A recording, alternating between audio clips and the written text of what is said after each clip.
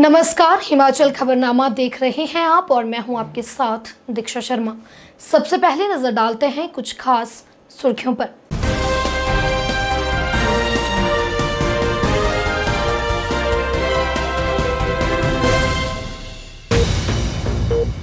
मुख्यमंत्री जयराम ठाकुर ने लोगों से कोविड के नए स्ट्रेन से अधिक सावधान रहने का किया आह्वान।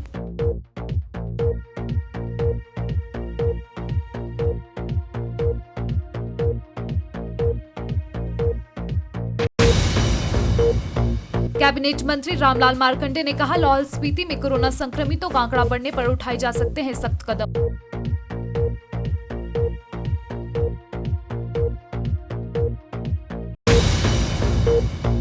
माकपा नेता संजय चौहान ने कहा, निजी स्कूलों की मनमानी रोकने के लिए जल्द अध्यादेश लाए सरकार।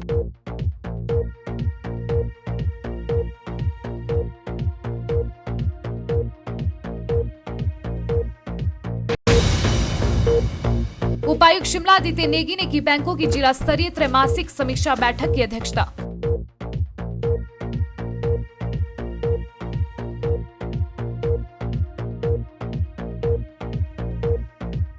सुर्खियों के बाद अब खबरें विस्तार से। मुख्यमंत्री जयराम ठाकुर ने प्रदेश के लोगों से कोरोना महामारी के प्रति और अधिक सतर्क रहने का आह्वान किया है। कांगड़ा जिला के डॉक्टर राजेंद्र प्रसाद चिकित्सा महाविद्यालय टांडा परिसर में प्रदेश में कोविड महामारी की स्थिति की समीक्षा बैठक की अध्यक्षता करते हुए मुख्यमंत्री ने कहा कि इस बार यह वायरस अधिक प्रभावशाली और खतरनाक बनकर लौटा है। मुख्यमंत्री ने कहा कि स्वास्थ्य विशेषज्ञों ने कोरोना के नए स्ट्रेन का अध्ययन करने के उपरांत पाया है कि इसमें खांसी और बुखार जैसे कोई लक्षण सामने नहीं आ रहे हैं और मरीजों को जोड़ों में दर्द, शारीरिक कमजोरी, कम भूख लगने और कोविड-19 निमोनिया जैसी समस्याएं आ रही हैं। ऐसे में सभी को और अधिक एहतियात बरतने और सावधान रहने की आवश्यकता है।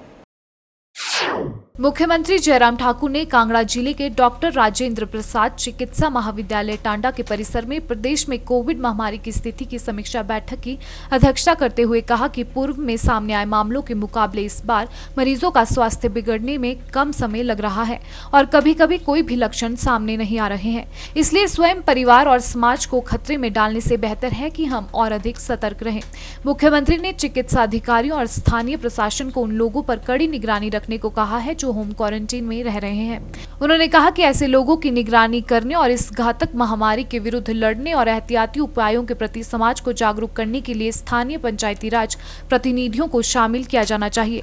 सार्वजनिक स्थानों में लोगों को बिना मास्क के घूमने की अनुमति नहीं दी जानी चाहिए और दुकानदारों को बिना मास्क के लोगों को अपनी दुकान में आने की अनुमति नहीं दी जानी चाहिए। इस महामारी को दूर रखने के लिए उचित स्वास्थ्य संबंधी आदतें अपनाना जरूरी है। स्वास्थ्य विभाग के सभी सुरक्षा मंत्रों को अपनाकर हम सुरक्षित रह सकते हैं, जिससे हमें आर्थिक गतिविधियों को सुचारू रखने में सहायता मिलेगी और देश और प्रदेश की विकास, उन्नति और आर्थिकी प्रभावित नहीं होगी। मुख्यमंत्री ने कोरोना वायरस का सामुदायिक संक्रमण रोकने के लिए स्वास्थ्य विभाग को कोरोना वायरस संबंधी परीक्षणों को बढ़ाने के निर्देश दिए। उन्होंने कहा कि कोरोना वायरस का नया रूप हमारे नासाग्रसनी भाग में नहीं रहता है और यह सीधे तौर पर फेफड़ों को प्रभावित कर रहा है। उन्होंने कहा कि स्वास्थ्य विभाग लोगों को इस कठिन समय में प्रोत्साहित करे ताकि वे इस घातक महामारी से कम प्रभावित हों। उन्होंने लोगों को सतर्क रहने और जहां तक संभव हो भीड़ भाड़ वाले स्थानों से बचने और सार्वजनिक स्थानों व परिवहन के उपयोग के दौरान हर समय मास्क पहनने का आग्रह किया। उन्होंने कहा कि लोगों की लापरवाही के कारण प्रतिदिन बड़ी संख्या में नए मामले सामने आ रहे हैं जो समाज को खतरे में डाल रहे हैं। मुख्यमंत्री जयराम ठाकुर ने धर्मशाला के मैक्लोडगंज और खनियारा में धर्मशाला नगर निगम के वार्ड नंबर 1, 2, 3, 14, 15 और 16 में भाजपा समर्थित उम्मीदवारों के पक्ष में जनसभा को संबोधित करते हुए लोगों से अगले माह 7 तारीख को होने वाले नगर निगम के चुनावों में भाजपा प्रत्याशियों को अपना भरपूर समर्थन देने का आग्रह किया है। मुख्यमंत्री ने कहा कि प्रदेश के लोगों ने पिछले 3 वर्षों में भाजपा को भारी समर्थन दिया है, जिसके परिणाम स्वरूप भाजपा ने लोकसभा, विधानसभा, उपचुनावों और पंचायती राज संस्थाओं व शहरी स्थानीय निकायों के सभी चुनावों में जीत दर्ज की है। यह प्रदेश सरकार की गरीबों के कल्याण के लिए शुरू की गई नीतियों और कार्यक्रमों के प्रति राज्य के लोगों के विश्वास को दर्शाता है।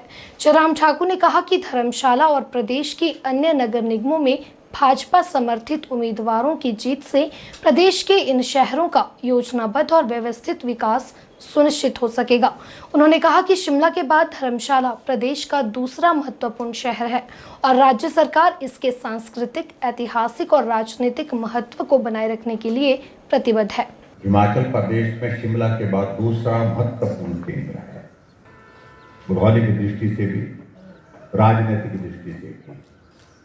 जिस तरह का महत्व शिमला का है, चाहे राजधानी के साथ साथ में विधानसभा की वजह से है, चाहे उसके अतिरिक्त जो है टूरिज्म की इंटरनेशनल डेस्टिनेशन की वजह से है, पर्यटन के अतिरिक्त इस क्षेत्र के जो हमारा रीजनल जो लोअर हिमाचल का इलाका बनता है, उस दृष्टि से इस क्षेत्र का बहुत महत्वपूर्ण एक स्थान है। मुझे इस बात की प्रसन्नता है कि जब हिमाचल प्रदेश में सरकार बनने के पश्चात हमने एक इनिशिएटिव लिया था, विशेष तौर से जो ग्लोबल इन्वेस्टर्स मीट, तो प्रश्न ये था कि इस कार्यक्रम को हम करना चाहते हैं जहां पर देश भर के इन्वेस्टर्स आना चाह रहे हैं, दुनिया भर के बहुत सारे लोग आना चाह रहे हैं, कि इसके लिए धर्मशाला से बेहतर कोई दूसरा स्थान नहीं हो सकता। और धर्मशाला में हमने वो इन्वेस्टर्स मीट किया था और मुझे इस बात की भी प्रसन्नता है, उस इन्वेस्टर्स मीट के प्रोग्राम में, कार्यक्रम में हमारे बीच में आदरणीय देश के हमारे यशस्वी प्रधानमंत्री नरेंद्र मोदी जी भी हमको अपना आशीर्वाद देने की पहली अगर स्मार्ट सिटी की शुरुआत हिमाचल प्रदेश में हुई, हालांकि नगर निगम उस वक्त नई बनी थी, आदरणीय देश के हमारे देश के प्रधानमंत्री आदरणीय नरेंद्र भाई मोदी जी 2015 में हिमाचल प्रदेश में अगर स्मार्ट सिटी का अगर तोहफे की शुरुआत हुई तो यहाँ धर्मशाला से हुई, आपके बीच में। लेकिन फिर भी उसके बावजूद हमने कहा कि जो चीजें की जा सकती है उसमें करने में हम कमी नहीं छोड़े। हमने 150 करोड़ रुपए के शिलान्यास किए, उसमें से 12 करोड़ से ज्यादा के हमने उद्घाटन भी कर दिए, जो शिलान्यास किए थे, काम चल रहा है। और उसके बाद हमने अभी हाल ही में पिछले दिनों 100 करोड़ के और हमने शिलान्यास किए, काम अवार्ड करके काम शुरू होने वाले हैं, कुछ काम शुरू हो चुके हैं। ये धर्मशाला में अगर स्मार्ट सिटी के इस प्रोजेक्ट के अंतर्गत काम होना चाहिए तो उसमें विलंब नहीं होना चाहिए, देर नहीं होनी चाहिए। अगर यहाँ कॉरपोरेशन हमारे साथ की होती, सारी व्यवस्थाओं को ठीक प्रकार से आगे बढ़ाने के लिए सहयोग मिलता, तो आज जिन बहुत सारे प्रोजेक्ट्स का हमने शिलान्यास किया है, उनमें से बहुत सारे प्रोजेक्ट जो है आज उद्घाटन के लिए तैयार हो जाए।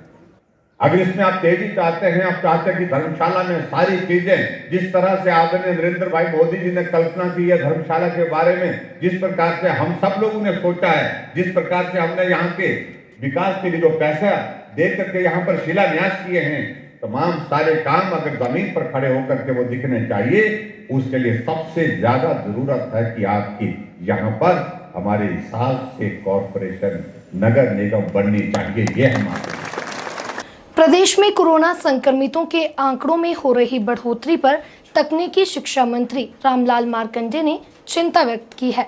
उन्होंने कहा कि प्रदेश के लगभग सभी जिलों में रोजाना कोरोना के मामले सामने आ रहे हैं। ऐसे में अगर लाहौल स्पीति में भी संक्रमण का प्रकोप बढ़ता है तो सरकार स्थिति को देखते हुए सख्त कदम उठाएगी ताकि कोविड-19 पर नियंत्रण पाया जा सके। कैबिनेट मंत्री रामलाल मार्कंडे ने साफ किया कि अगर लाहौल स्पीति में कोरोना संक्रमितों के मामले बढ़ते हैं तो वहां जाने वाले हर व्यक्ति का कोरोना टेस्ट किया जाएगा।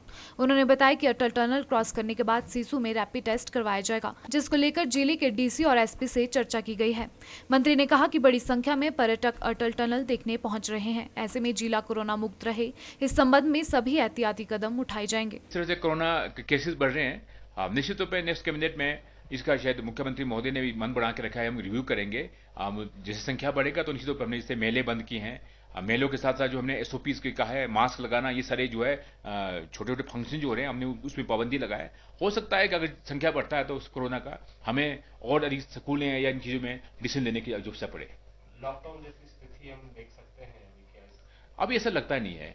अगर ये तो डिपेंड करता है कोरोना का स्तर बढ़ता है, कितना अगर तादाद बढ़ता है, पेशेंट बढ़ते हैं तो हो सकता है। जैसे मैं परसों लाहौल से आ रहा था, लगभग मैंने देखा कि लगभग 5,000 6,000 की गाड़ियां का फ्लो लाहौल की ओर, बहुत ज्यादा गाड़ियां लाहौल आ रही है। जिस तरह से कोरोना फैल रहा है, जिलाधीश और एसपी साहब को मैंने कहा है कि अगर ये कोरोना अगर कुल्लू मंडी तक फैलता है, निश्चित तौर पर हमें इनको कंट्रोल करना पड़ेगा। हम भी चाहेंगे कि आने वाले समय में जो है उनका जो रैपिड टेस्ट हम सभी टूरिस्ट जो भी आएगा, रैपिड टेस्ट हम जो है शिशु में करेंगे, तभी इनको आगे जाने दिया जाएगा। 15 अप्रैल से आरंभ होने जा रही स्वर्ण जयंती रथ यात्रा के प्रबंधों को लेकर DRDA हॉल ऊना में एक समीक्षा बैठक आयोजित की गई, जिसकी अध्यक्षता छठे राज्य वित्त आयोग के अध्यक्ष सतपाल सिंह सत्ती ने की। उन्होंने कहा कि 50 वर्ष पूर्व हिमाचल प्रदेश को 18वें पूर्ण राज्य का दर्जा प्राप्त हुआ था और इस वर्ष को पूरे प्रदेश में स्वर्ण जयंती वर्ष के रूप में मनाया जा रहा है। इसी के तहत 15 अप्रैल 2021 से पूरे हिमाचल प्रदेश में स्वर्ण जयंती रथ यात्रा आरंभ की जाएगी। स्वर्ण जयंती रथ यात्रा को लेकर ऊना में आयोजित बैठक की अध्यक्षता करते हुए छठे राज्य वित्त आयोग के अध्यक्ष सतपाल सिंह सत्ती ने बताया कि स्वर्ण जयंती वर्ष के अंतर्गत 51 बड़े कार्यक्रम आयोजित किए जाएंगे, जिसमें मुख्यमंत्री जयराम ठाकुर, केंद्रीय मंत्री अनुराग ठाकुर, सांसद, मंत्रीगण सहित अन्य प्रतिष्ठित व्यक्ति अलग अलग कार्यक्रमों में शिरकत करेंगे। उन्होंने बताया कि ऊना जिला में रथ यात्रा का शुभारंभ बरनोह गांव से किया जाएगा तथा पूरे जिला में जून माह तक विभिन्न स्थलों पर कई कार्यक्रम आयोजित किए जाएंगे। प्रदेश सरकार ने निर्णय लिया है कि हिमाचल प्रदेश की 50 वर्षों की प्रगति की विकास गाथा की पूरी जानकारी इस रथ यात्रा के माध्यम से ग्रामीण स्तर तक पहुंचाई जाएगी। उन्होंने कहा कि पार्टी राजनीति से ऊपर उठकर हर पार्टी समाज के प्रतिष्ठित व्यक्ति जिन्होंने कोई विशेष उपलब्धि हासिल की हो, उन लोगों को उन्हीं के गाँव में जाकर सम्मानित करने का प्रयास किया जाएगा। उन्होंने खंड विकास अधिकारी को 8 अप्रैल तक पंचायत स्तर पर रथ यात्रा के सफल आयोजन के लिए NYK, आशा वर्कर, आंगनबाड़ी कार्यकर्ता, महिला मंडल व पंचायत प्रतिनिधियों के साथ बैठ के आयोजित कर आवश्यक दिशा निर्देश देने को कहा। 15 अप्रैल को इसका शुभारंभ बरनोह गांव से होगा और उसके बाद अलग अलग गांवों में जाकर के जून महीने तक इस स्वर्ण जयंती रथ यात्रा का कार्यक्रम तय किया गया है। प्रदेश सरकार ने जो निर्णय लिया है कि हर गांव के अंदर जाकर के गांव में जब पूरे प्रदेश में 50 वर्षों में क्या विकास हुआ है, पहले हम कहाँ थे, आज हम लोग कहाँ हैं, उसकी पूरी जानकारी लोगों को देनी है। गांवों के अंदर पार्टी पॉलिटिक्स से ऊपर उठ करके हर पार्टी का आदमी इसमें आए, हर समाज का नागरिक इसमें पहुँचे, हर डिपार्टमेंट का आदमी इसमें पहुँचे और गांवों के अंदर जो प्रतिष्ठित लोग हैं या जिन्होंने कोई अचीवमेंट हासिल की है, उन सब लोगों को उसी गांव के अंदर जा कर के कोशिश करेंगे कि उनका नाम निकल जाए तो उनको हम लोग सम्मानित करेंगे। ऐसा प्रदेश सरकार ने एक निर्णय लिया है और इस स्वर्ण जयंती रथ यात्रा में बहुत से जितने भी कार्यक्रम हैं अलग अलग तरह के होंगे, लेकिन 50 वर्ष पूरा होने के ऊपर हम लोग 51वें वर्ष में प्रवेश कर रहे हैं, तो 51 बड़े कार्यक्रम इसमें किए जाएंगे, जिसमें अलग अलग जगह के ऊपर माननीय मुख्यमंत्री जी, प्रदेश के सांसद महोदय, केंद्रीय मंत्री अनुराग जी और उनके साथ जो प्रदेश सरकार के मंत्री हैं और अन्य प्रतिष्ठित जितने भी लोग हैं, वो अलग अलग कार्यक्रमों में शिरकत करेंगे, हिस्सा लेंगे। भाजपा का कार्य झूठ की राजनीति करना है, यह आरोप सोलन में कांग्रेस द्वारा आयोजित पत्रकार वार्ता को संबोधित करते हुए सोलन नगर निगम चुनाव प्रभारी राजेंद्र राणा ने लगाए हैं। उन्होंने भाजपा द्वारा जारी किए गए संकल्प पत्र पर सवाल उठाते हुए कहा कि 2017 में भाजपा ने दृष्टि पत्र भी जारी किया था, लेकिन उस दृष्टि पत्र में किए गए वादे आज दिन तक पूरे नहीं हुए हैं। राजेंद्र राणा ने भाजपा को 2 दिन का समय देकर खुली चुनौती दी है कि भाजपा कांग्रेस से चर्चा करे कि उन्होंने प्रदेश में कितना विकास किया है, जिसके लिए स्थान व टाइम भी भाजपा तय करे। सोलन नगर निगम चुनाव प्रभारी राजेंद्र राणा ने कहा कि भाजपा की सरकार होते हुए भी एक मुख्यमंत्री को वार्ड में जाकर जनता से वोट मांगने पड़ रहे हैं। इससे बड़ी शर्म की बात क्या हो सकती है। उन्होंने कहा कि यदि भाजपा ने कार्य किया होता तो मुख्यमंत्री को नगर निगम वार्डों में जाने की नौबत न आती। राजेंद्र राणा ने निशाना साधते हुए कहा कि भाजपा की सरकार पूरी तरह से विकास करने में असमर्थ रही है। भारतीय जनता पार्टी अलग अलग मंचों पे विकास के दावे कर रही है और विकास का ढंढोरा भी पीट रही है। हमने ये कहा है कि अगर आपने कोई विकास किया है तो हम अपनी 3 लोगों की टीम भेजने के लिए तैयार हैं। मंच आप तय करो, स्थान आप तय करो, समय आप तय करो।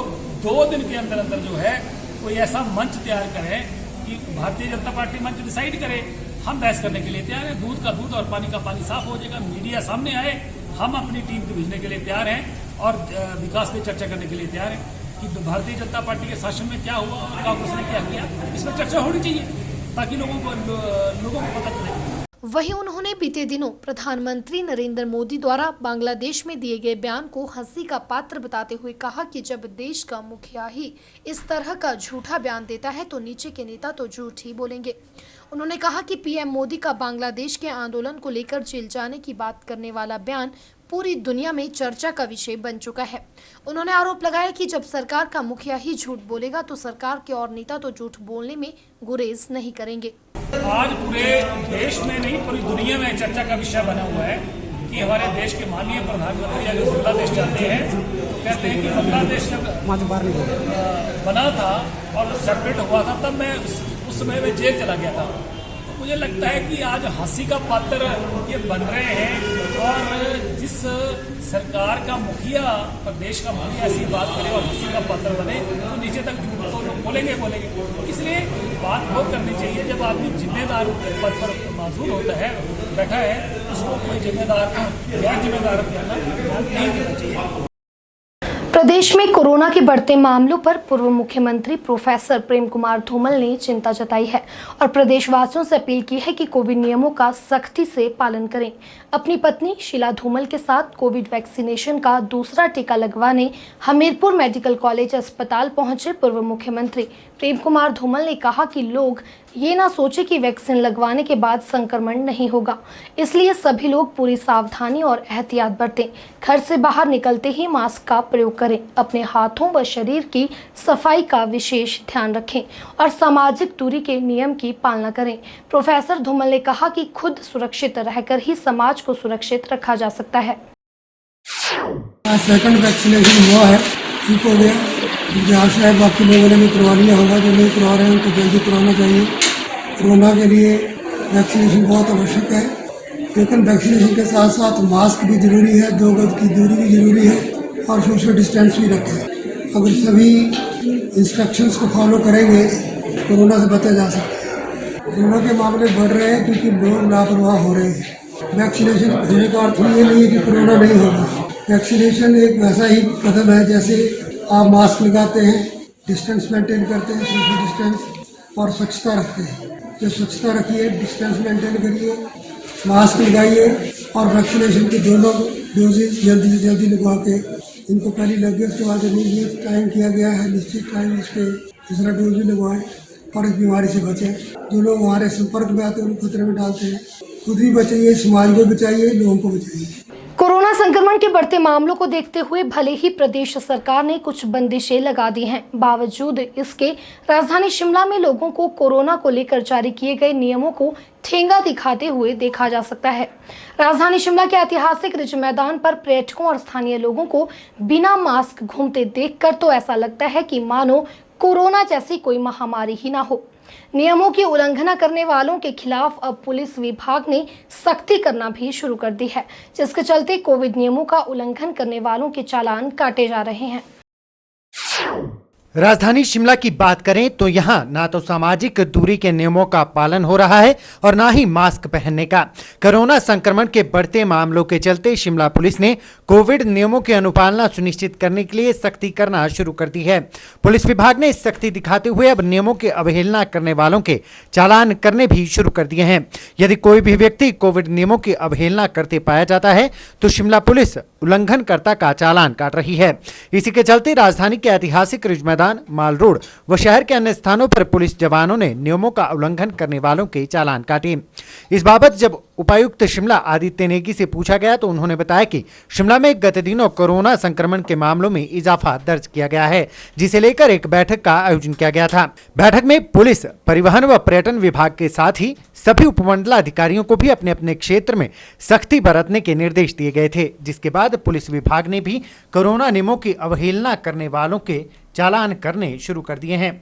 आदित्य नेगी ने कहा कि जिला के सभी एसडीएम को भीड़भाड़ वाले क्षेत्रों में जाकर उल्लंघनकर्ताओं के खिलाफ कार्रवाई करने के साथ ही सार्वजनिक स्थानों की समय समय पर सैनिटाइजेशन करवाने के निर्देश भी दिए गए हैं। कुछ दिनों से केसेस बढ़ रहे हैं यहाँ पे शिमला ज़िला में, तो इसी के संदर्भ में जो है हमने एक बैठक करी थी जिसमें हमने पुलिस को, टूरिज़्म को, आरटीओ को, ट्रांसपोर्ट डिपार्टमेंट को, सभी एसडीएम्स को डायरेक्शंस दिए थे कि जो है इस पे थोड़ी और सख्ती की जाए और इसकी पीरियोडिकली मॉनिटरिंग की जाए ताकि केसेस ना बढ़ें। तो उसी की कड़ी में जो है पुलिस ने जो है सख्ती बढ़ा दी है और आपने देखा भी होगा कि जो है जगह जगह पे पुलिस आजकल चालान काट रही है। और इसके अलावा जो है हमने एसडीएम्स को भी एक निर्देश दिया था कि वो लोग भी जो है फील्ड में जाएं और ऐसी जगहों का निरीक्षण करें जहां पे लोगों का बहुत ज़्यादा फुटफॉल है, जैसे कि आपके हॉस्पिटल्स हैं, बाज़ार हैं या ऐसे कस्बे जहाँ पे लोगों का जमावड़ा लगता है या जहाँ पे लोग इकट्ठे होते हैं। तो उनको ये भी डायरेक्शन दिए थे कि वो सारी जगहों पे जाएं, उसको चेक करें और एक जो भी वायलेटर्स हैं उनके अगेंस्ट एक्शन ले, पहली बात। उसके अलावा जो ऐसी जगहों का टाइम टू टाइम सैनिटाइजेशन वगैरह कराएं ताकि जो है अगर कहीं पे भी कोई हल्का सा भी कंटामिनेशन है तो वो सैनिटाइजेशन के बाद वो जो है क्लियर हो जाए। उपायुक्त शिमला आदित्य नेगी ने बैंकों की जिला स्तरीय त्रैमासिक समीक्षा बैठक की अध्यक्षता करते हुए सभी बैंकों को वित्तीय वर्ष के तहत दिए गए लक्ष्यों को समय रहते पूरा करने को कहा है ताकि सरकार द्वारा चलाई जा रही समावेशी विकास योजनाओं का ज्यादा से ज्यादा लोगों को लाभ मिल सके। उन्होंने कहा कि सभी बैंक प्रदेश सरकार द्वारा चलाई जा रही प्रमुख योजनाओं में दिए जाने वाले ऋण को प्राथमिकता के आधार पर स्वीकृति प्रदान करें ताकि लोगों को उसका लाभ प्राप्त हो सके। बैंकों की त्रैमासिक बैठक की अध्यक्षता करते हुए उपायुक्त शिमला आदित्य नेगी ने कहा कि जिला में मुख्यमंत्री स्वावलंबन योजना के तहत इस वित्तीय वर्ष दिए गए लक्ष्यों को पूरा किया जा चुका है तथा योजना के तहत वित्तीय वर्ष 2021-22 के लिए बजट को बढ़ा दिया गया है। सभी बैंक प्राथमिकता के आधार पर कार्य कर ऋण की स्वीकृति प्रदान करें ताकि आने वाले वित्तीय वर्ष में भी समय रहते लक्ष्य की पूर्ति की जा सके।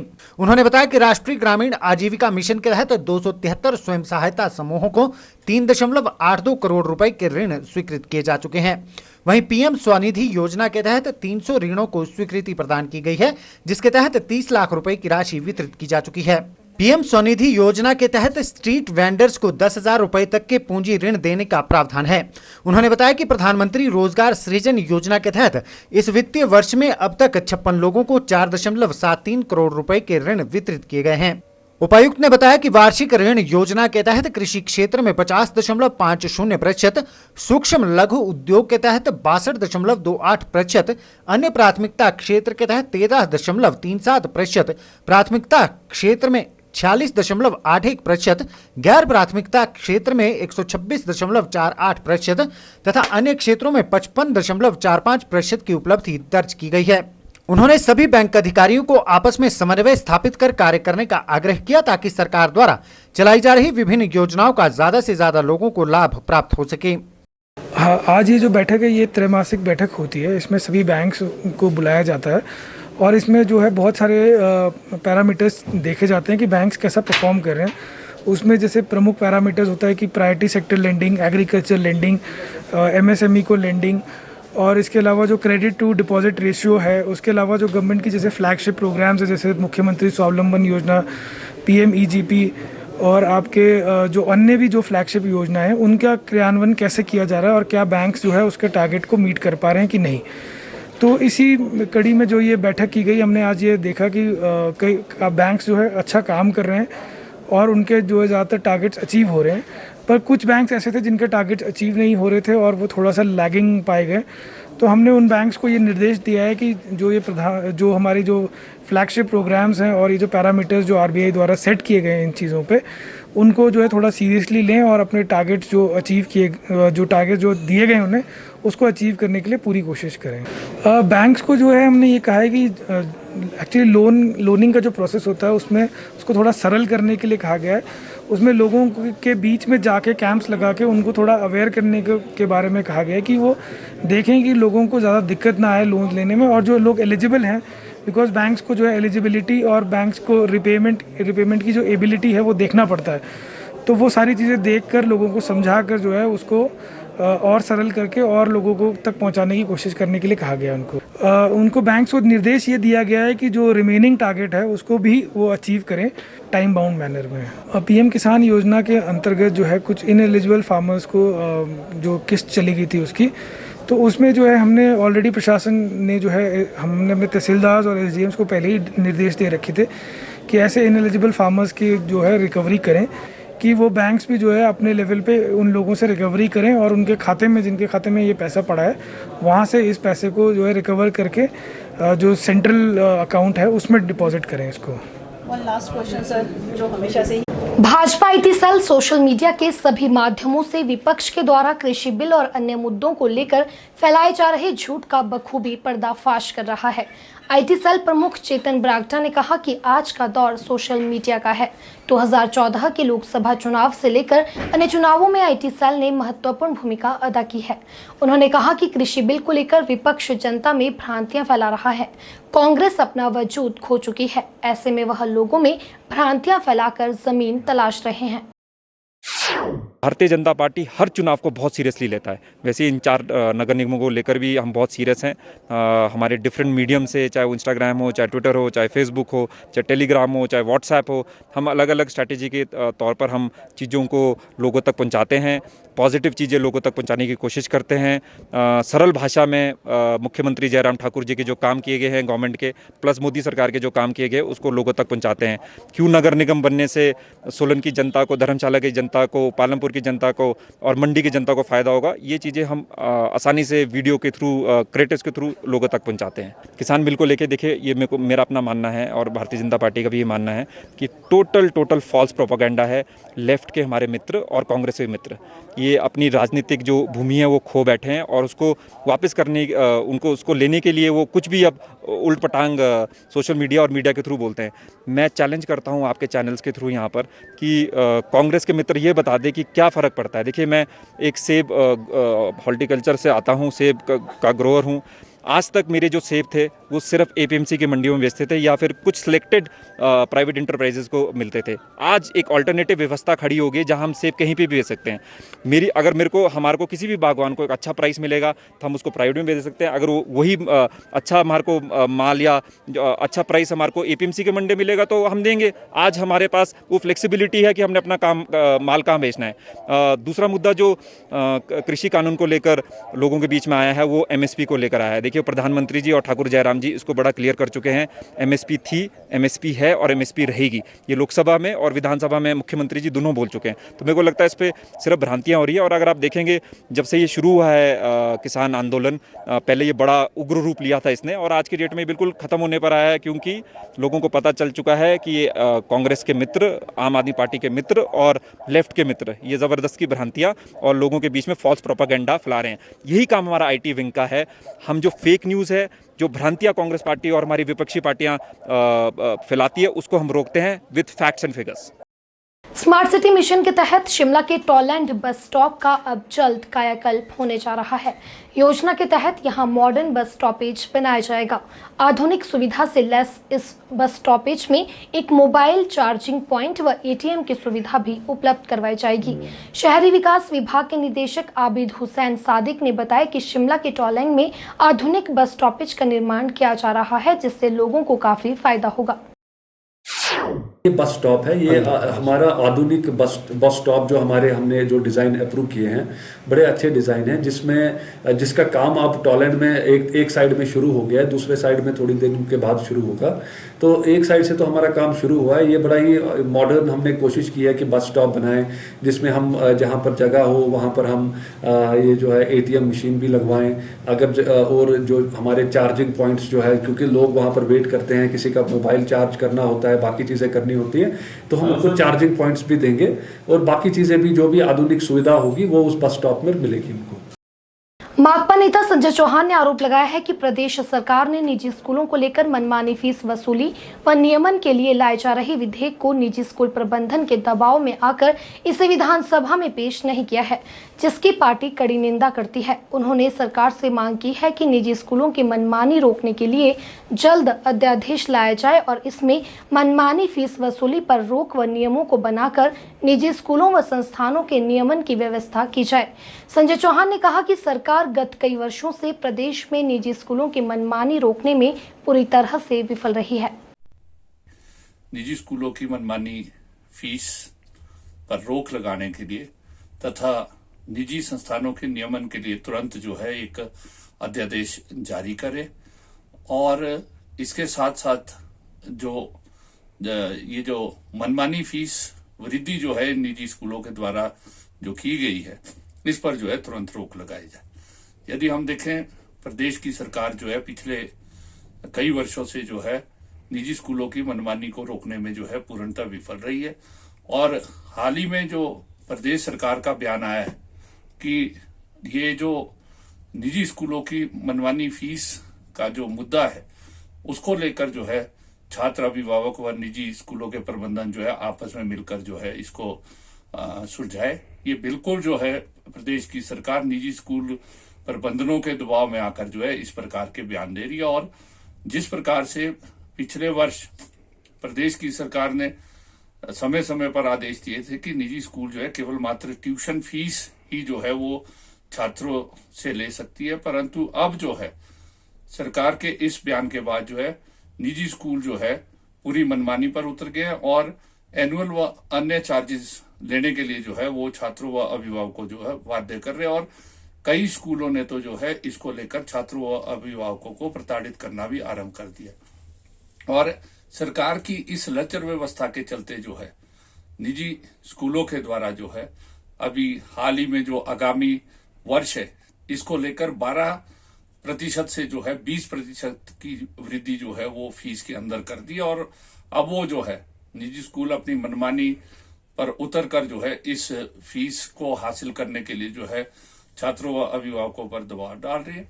तो हमारी पार्टी CPIM जो है तुरंत मांग करती है, अगर कुछ स्कूल ऐसे हैं जिनको जो है अपने स्कूल चलाने में जो है वो दिक्कत हो रही है, तो जो राहत सरकार के पास कोविड काल के दौरान जो है वो राहत राशि आई है उसमें से जो है इन स्कूलों को राहत प्रदान करे, क्योंकि प्रदेश की सरकार जो है ऐसे भी कोविड काल के अंदर जो है जनता को राहत देने में पूरी तरह से विफल रही है। तो इस राशि का इस्तेमाल जो है इन स्कूलों को, जिन स्कूलों में जो है वो आर्थिक रूप से जिनको दिक्कत आ रही है उनको जो है इसमें जो है राहत प्रदान की जाए। इसके साथ साथ प्रदेश की सरकार से CPM मांग करती है कि तुरंत जो है इस अध्यादेश को लाया जाए, अन्यथा आने वाले समय में जो है पार्टी छात्रों व अभिभावकों के संगठनों के साथ मिलकर अगर सरकार जो है तुरंत इस अध्यादेश को नहीं लाती है तो पार्टी जो है वो एक आंदोलन खड़ा करेगी। और राजधानी शिमला में सफाई व्यवस्था को दुरुस्त करने के लिए CSR पावर ग्रिड कॉरपोरेशन की तरफ से नगर निगम को 2 और नई मशीनें दी गई हैं। लगभग 95 लाख कीमत की ये दोनों मशीनें शहर को साफ सुथरा रखने में काफी महत्वपूर्ण साबित हो सकती हैं। नगर निगम के स्वास्थ्य अधिकारी डॉक्टर चेतन चौहान ने बताया कि इन मशीनों के इस्तेमाल से नगर निगम के सफाई कर्मचारी कम समय में ज्यादा काम कर पाएंगे, जिससे समय की बचत के साथ साथ कार्य में भी पारदर्शिता रहेगी।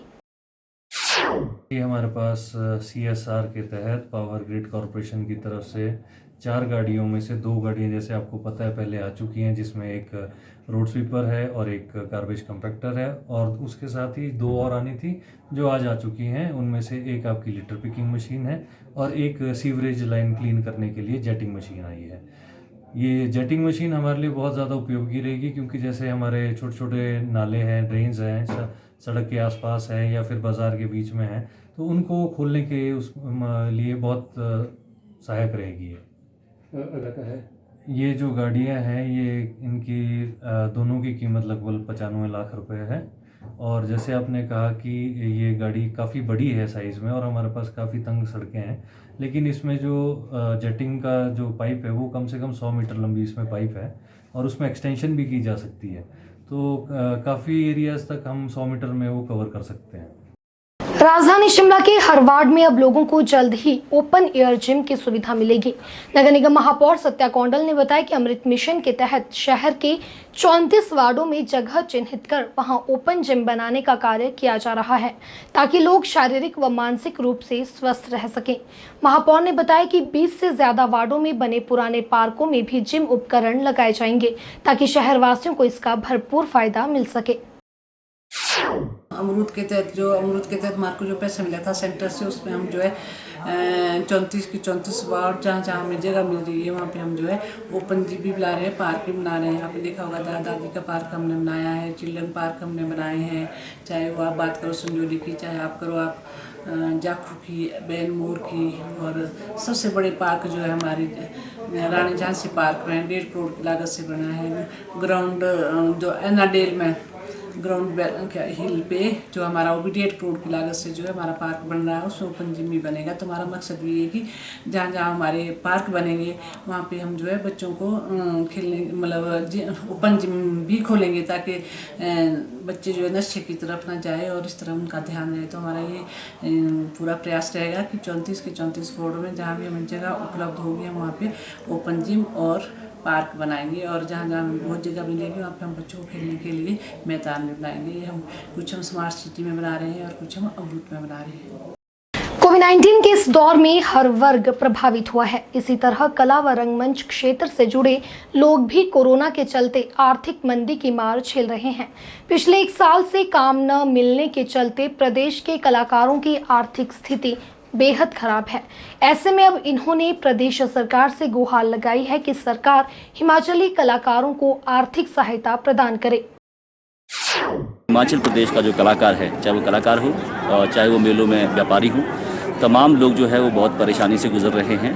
और पिछले 1 साल से जो है कोई भी कार्यक्रम जो है तमाम कलाकारों का नहीं हो पाया है, और व्यवसायियों का जो बिज़नेस है वो भी लगभग ज़ीरो पे है, क्योंकि सारे के सारे जो मेले हैं वो पिछले 1 साल से जो है लगभग बंद पड़े हैं। और मैं चाहूँगा कि हिमाचल प्रदेश सरकार जो है इस बारे में सोचे और उन तमाम हिमाचल प्रदेश के कलाकारों और व्यवसायियों के बारे में सोचे कि अगर या तो फिर कार्यक्रम शुरू किया जाए, या तो फिर जो है उन लोगों को, उन तमाम लोगों को जिनके बिज़नेस पर जो है इतना गहरा प्रभाव पड़ा है, या तो फिर उनको सामाजिक सुरक्षा प्रदान की जाए। क्योंकि ये ना सिर्फ कुछ एक कलाकारों की बात है, हिमाचल प्रदेश के उन तमाम कलाकारों की आवाज़ है और हिमाचल प्रदेश के उन तमाम व्यवसायियों की आवाज़ है। उन देवी देवताओं, आप देखिए गांव में कितने मेले होते हैं, शायद ऐसा कोई मेला होता होगा जिसमें कोई देवी देवता से संबंधित मेला ना हो। गाँव के तो सारे मेले देवी देवताओं से संबंधित है, और उन देवी देवताओं की जो इनकम है जिसका काम मंदिरों में होता है, और वो भी इनकम लाखों में होती है। एक छोटे से मेले में भी लाखों में इनकम होती है। ये बहुत गंभीर विषय है और मुझे लगता है कि इस पर सरकार को जो है वो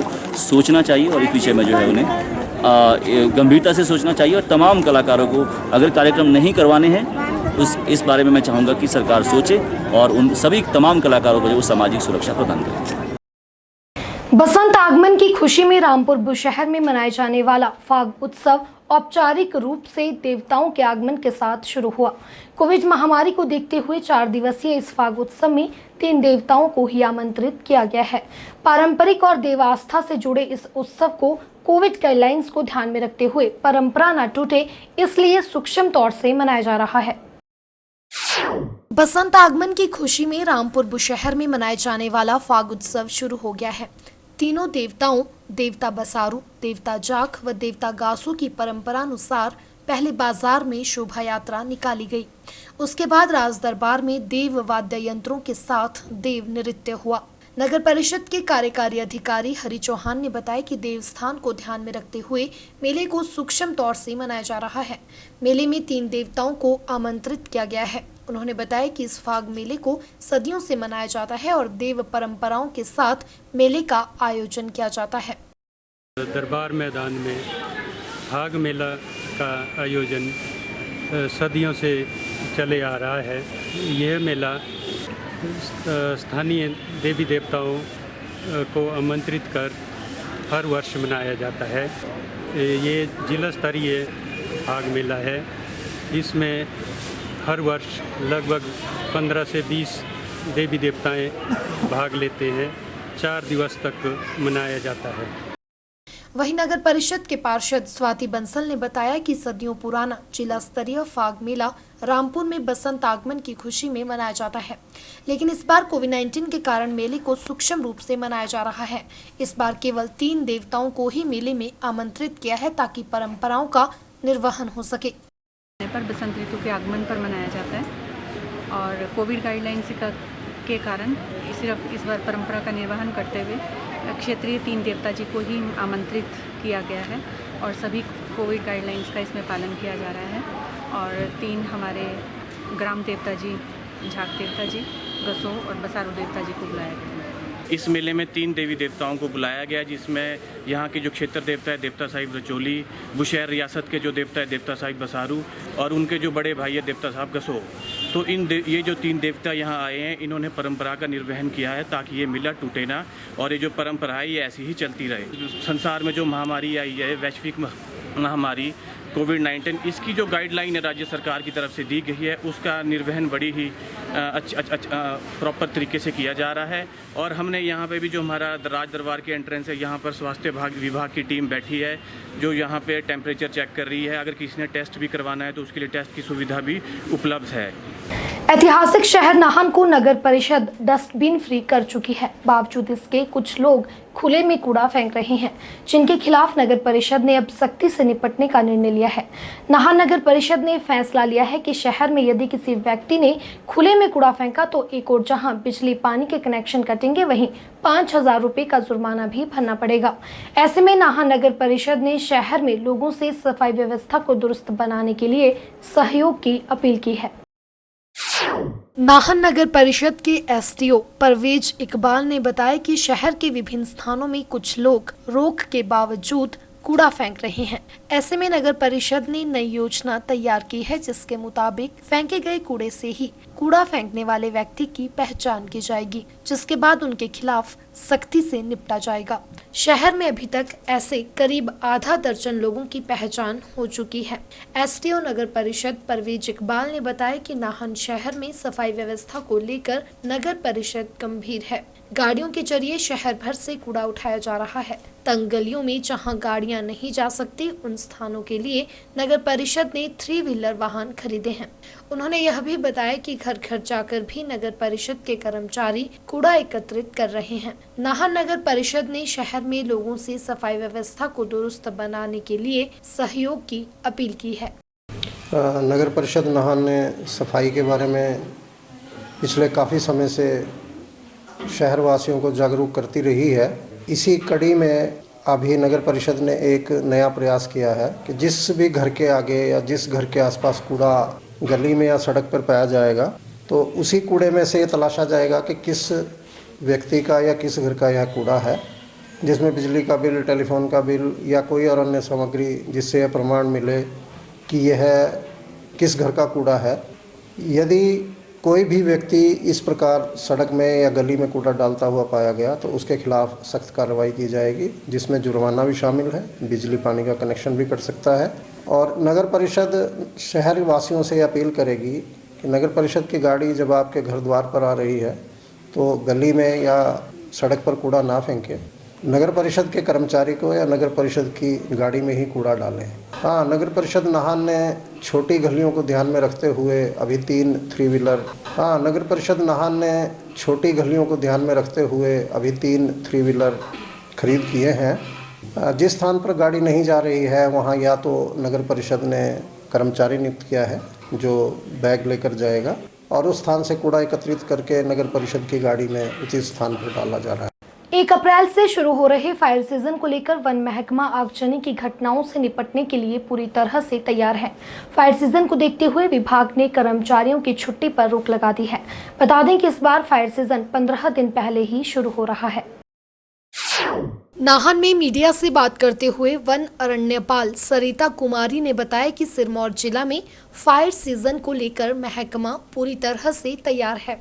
उन्होंने बताया कि जिला में 1,11,000 हेक्टेयर एरिया वन क्षेत्र में आता है, जिसमें से 50% ऐसा क्षेत्र है जो फायर प्रोन घोषित है, यानी यहां आगजनी की अधिक संभावना रहती है। उन्होंने बताया कि फायर सीजन को देखते हुए विभाग ने कर्मचारियों की छुट्टी पर पूरी तरह से रोक लगा दी है। उन्होंने बताया कि पंचायत स्तर पर भी लोगों को पंपलेट्स बांटकर व नुक्कड़ नाटकों के जरिए भी जागरूक किया जा रहा है, ताकि आगजनी की घटनाओं को रोकने के लिए लोगों का भी विभाग को सहयोग मिल सके। उन्होंने बताया कि फायर सीजन इस बार 15 अप्रैल की बजाय 1 अप्रैल से शुरू हो रहा है। वन अरण्यपाल ने बताया कि आगजनी की घटना के दौरान आग ज्यादा न फैले, इसलिए जंगलों के बीच की फायर लाइन को साफ किया गया है, ताकि एक जंगल से दूसरे जंगल तक आग न फैले। उन्होंने कहा कि इस बार अधिक बारिश नहीं हुई है, ऐसे में नमी कम होने की वजह से आग फैलने की अधिक संभावना बनी रहती है।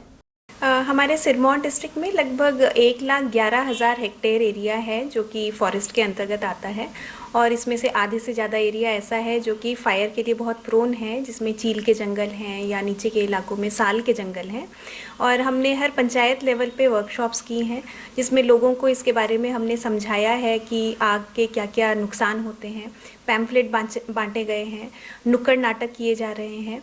इसके अलावा हमने जो बुश कटिंग का ऑपरेशन होता है जो कि हम फायर सीज़न से काफ़ी पहले शुरू कर देते हैं ताकि आग ना फैले।